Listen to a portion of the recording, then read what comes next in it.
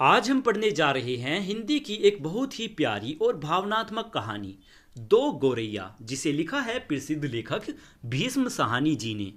इस कहानी से हमें यह सिखाया जाता है कि इंसान चाहे कितना भी बड़ा क्यों ना हो, लेकिन छोटे से छोटे जीव का भी जीवन उतना ही महत्वपूर्ण होता है। तो चलिए बिना देर किए कहानी की शुरुआत करते हैं। कहानी का शीर्षक है दो गौरैया। लेखक लिखते हैं कि घर में हम तीन ही व्यक्ति रहते हैं, माँ, पिताजी और मैं। पर पिताजी कहते हैं कि यह घर सराय बना हुआ है, यानी ठहरने की जगह बना हुआ है। हम तो जैसे यहाँ पर मेहमान हैं और घर के मालिक या घर के स्वामी तो कोई दूसरे ही हैं। घर के आंगन में आम का पेड़ है। तरह तरह के पक्षी उस पर डेरा डाले रहते हैं, यानी उस पर रहते हैं। जो भी पक्षी पहाड़ियों घाटियों पर से उड़ता हुआ दिल्ली पहुंचता है, पिताजी कहते हैं कि वह पक्षी सीधा हमारे घर पहुंच जाता है, जैसे वह पक्षी हमारे घर का पता लिखवा कर लाया हो। यहाँ कभी तोते पहुंचते हैं तो कभी कौवे और कभी तरह तरह की गौरैया। वह शोर मचाते हैं, यानी चहचहाट की आवाजें निकालती हैं कि कानों के पर्दे फट जाए। लोग कहते हैं कि पक्षी गा रहे हैं, यानी लेखक कहना चाहते हैं कि उनकी आवाज़ें इतनी ज़्यादा होती हैं कि हमारे कान दुख जाती हैं उनकी आवाज़ें सुनकर। लेकिन लोगों का कहना है कि वो तो सिर्फ गीत गा रहे हैं। घर के अंदर भी यही हाल है। बिसियों तो चूहे बसे हैं, यानी भीतर तो हर तरफ चूहे बसे हुए हैं। रात भर एक कमरे से दूसरे कमरे में भागते फिरते हैं। वह धमा चौकड़ी मचाते हैं, यानी हल्ला हुल्ला मचाते हैं कि हम लोग ठीक तरह से सो भी नहीं पाते। बर्तन गिरते हैं, डिब्बे खुलते हैं, प्याले यानी छोटे गिलास जैसे चीजें टूट जाती हैं। एक चूहा अंगीठी, यानी जहां पर आग जलाकर खाना पकाया जाता है, वहां उसी के पीछे बैठना पसंद करता है। शायद बूढ़ा है, उसे सर्दी बहुत लगती है। एक दूसरा है जिसे बाथरूम की टंकी पर चढ़कर बैठना पसंद है, उसे शायद गर्मी बहुत लगती है। बिल्ली हमारे घर में रहती तो है बिल्ली हमारे घर में रहती तो नहीं, मगर घर उसे भी पसंद है। वो भी कभी कभी झांक जाती है, मतलब वो भी कभी कभी घर में घुस आती है। मन आया तो अंदर आकर दूध पी गई, ना मन आया तो बाहर से ही फिर आऊंगी कहकर चली जाती है, यानी एक नजर घुमाकर निकल जाती है। शाम पड़ते ही दो तीन चमगादड़ कमरों में आर पार फैलाए कसरत करने लगते हैं, यानी अपने पंखों को फैलाकर उड़ने लगती हैं। घर में कबूतर भी हैं। दिन भर गुटरगू का संगीत सुनाई देता रहता है। इतने पर ही बस नहीं, घर में छिपकलियां भी और बर्रे भी हैं, और चींटियों की तो जैसे फौज ही छावनी डाले हुए है। अब एक दिन दो गौरैया सीधी अंदर घुस आई और बिना पूछे उड़ उड़कर मकान देखने लगी। पिताजी कहने लगे कि मकान का निरीक्षण कर रही है, यानी मकान की जांच कर रही है कि उनके रहने योग्य यह मकान है या नहीं। कभी वे किसी रोशनदान पर जाकर बैठती हैं तो कभी खिड़की पर। फिर जैसे आई थी वैसे ही उड़ भी गई। पर 2 दिन बाद हमने क्या देखा कि बैठक की छत पर लगे पंखे के गोले में उन्होंने अपना बिछावन बिछा लिया है, यानी अपना घोंसला बना लिया है, और सामान भी ले आई है और मजे से दोनों बैठी गाना गा रही है। जाहिर है उन्हें घर पसंद आ गया है।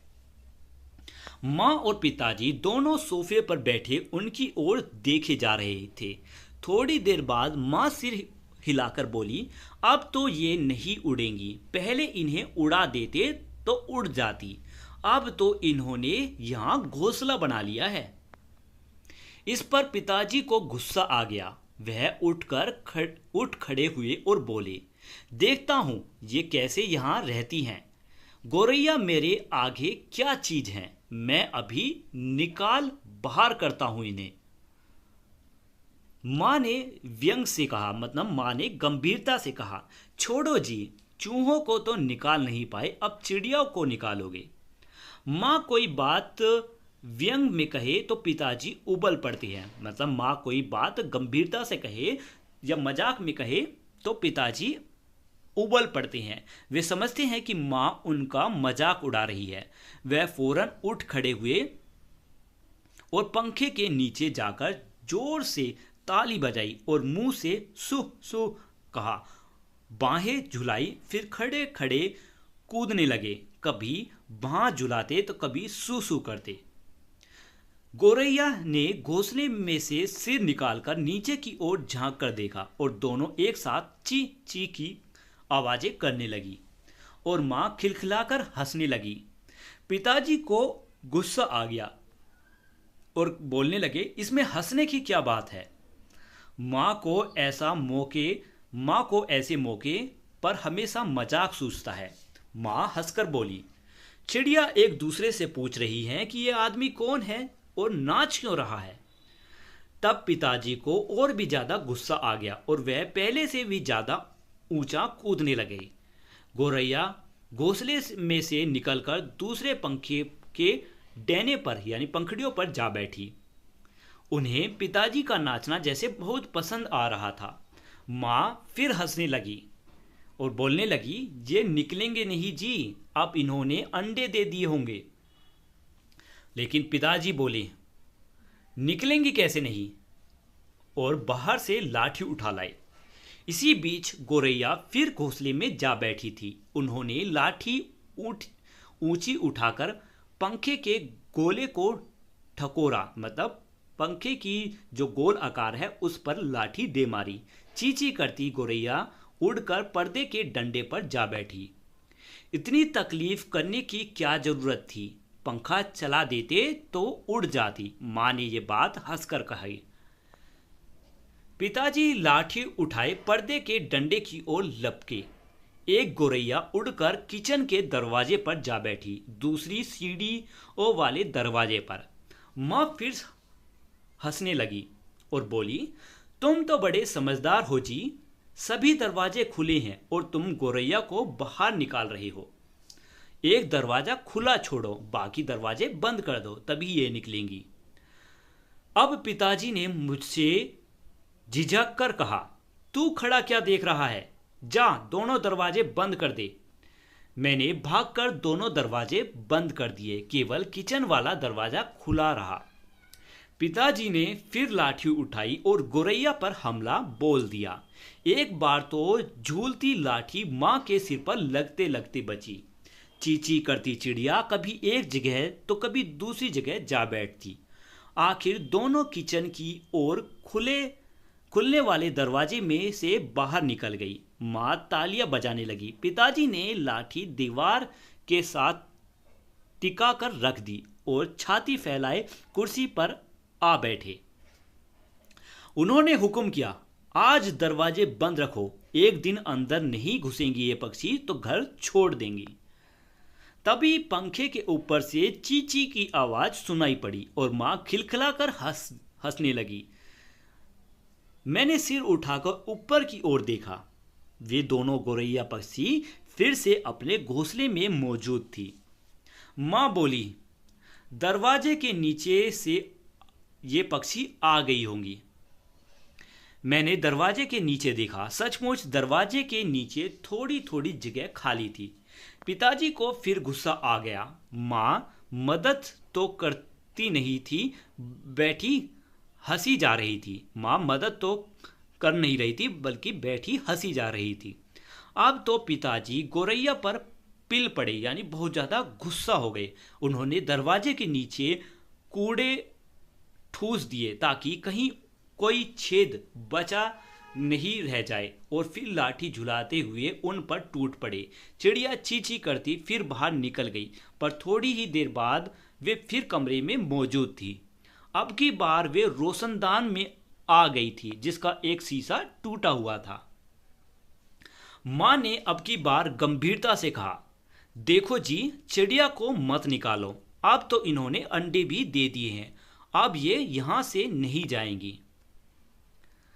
लेकिन पिताजी बोले, क्या मतलब, मैं कालीन बर्बाद करवा लूं इनके लिए? और फिर कुर्सी पर चढ़कर रोशनदान में कपड़ा ठूस दिया और फिर लाठी झुलाकर एक बार फिर चिड़िया को घर से खदेड़ दिया। दोनों पिछले आंगन की दीवार पर जा बैठी। दोनों पक्षियां पिछले आंगन की दीवार पर जा बैठी। इतने में रात पड़ गई, यानी रात हो गई। हम खाना खाकर ऊपर जाकर सो गए। जाने से पहले मैंने आंगन में झांक कर देखा, चिड़िया वहां पर नहीं थी। मैंने समझ लिया कि उन्हें अकल आ गई होगी। अपनी हार मानकर किसी दूसरी जगह चली गई होंगी। दूसरे दिन इतवार था, यानी रविवार था। जब हम लोग नीचे उतर कर आए तो वे फिर से पक्षियां वहीं पर मौजूद थी और मजे से बैठी मल्हार गा रही थी, यानी अपनी ची ची की आवाजें निकाल रही थी। पिताजी ने फिर लाठी उठा ली। उस दिन उन्हें गोरैया को बाहर निकालने में बहुत देर नहीं लगी। अब तो रोज यही कुछ होने लगा। दिन में वो तो बाहर निकाल दी जाती, पर रात के वक्त जब हम सो रहे होते तो न जाने किस रास्ते वे पक्षियां अंदर घुस आती। पिताजी परेशान हो उठे। आखिर कोई कहां तक लाठी झुला सकता है? पिताजी बार बार कहते, मैं हार मानने वाला आदमी नहीं हूं। पर आखिर वह भी तंग आ गए थे। आखिर जब उनकी सहनशीलता चूक गई, यानी उन्होंने जब और उनमें ताकत नहीं रही, तो वह कहने लगी कि वह गोरैया का घोंसला नोच कर निकाल देंगे और वह फौरन ही बाहर से एक स्टूल उठा लाए। घोंसला तोड़ना कठिन काम नहीं था। उन्होंने पंखे के नीचे फर्श पर स्टूल रखा और लाठी लेकर स्टूल पर चढ़ गए। उन्होंने गुस्से से कहा, किसी को सचमुच बाहर निकालना हो तो उसका घर तोड़ देना चाहिए। घोंसले में से अनेक तिनके बाहर की ओर लटक रहे थे। गोरैया ने सजावट के लिए मानो झालर टांग रखी हो। पिताजी ने लाठी का सिरा सूखी घास के तिनकों पर जमाया और दाईं ओर खींचा। दो तिनके घोंसले में से अलग हो गए और फरफराते हुए नीचे उतरने लगे, यानी नीचे गिरने लगे। माँ हंसकर बोली, चलो 2 तिनके तो निकल गए घोंसले में से, अब बाकी 2000 भी निकाल दीजिए। अब बाकी 2000 भी निकल जाएंगे। तभी मैंने बाहर आंगन की ओर देखा और मुझे 2 गोरैया नजर आई। दोनों चुपचाप दीवार पर बैठी थी। इस बीच दोनों कुछ दुबला गई थी, कुछ काली पड़ गई थी, यानी दुखी नजर आ रही थी। अब वे चहक भी नहीं रही थी। अब पिताजी लाठी का सिरा घास के तिनकों के ऊपर रखकर वही रखे घुमाने लगे, यानी घोंसले में घुमाने लगे। इससे घोंसले के लंबे लंबे तिनके लाठी के सिरे के साथ लिपटने लगे। वे लिपटते गए और घोंसले लाठी के इर्द गिर्द खींचते चला आने लगा। फिर वह खींच कर, यानी वह घोंसला खींच कर लाठी के सिरे के इर्द गिर्द लपेटे जाने लगा। सूखी घास और रुई के फाहे और धागे और थिगलियां लाठी के सिरे पर लिपटने लगी। तभी सहसा जोर की आवाज आई पक्षियों की, ची ची ची ची।